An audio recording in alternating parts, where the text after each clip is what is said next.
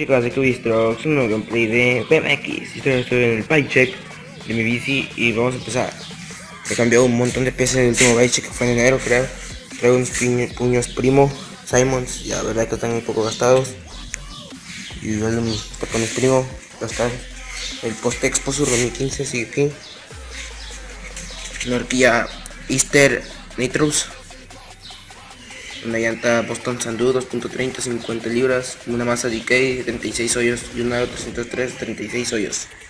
Lo pasamos aquí, cuadros un Hyper Bikeco de 20,6 pulgadas, un asiento VG Bikes Fatboy con un tubo Haro, unos pedales Imperio, un centro Hyper, una estrella Hyper 25, centro de 175 milímetros, una cadena KMC.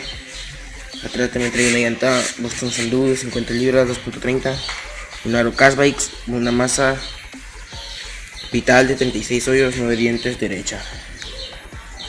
Y pues el diablo es un mongoose. Y pues esto sería todo, espero que os haya gustado. Si dan like, comenten y se suscriben se agradece. Un abrazo muy grande y hasta la siguiente. Chao, chao.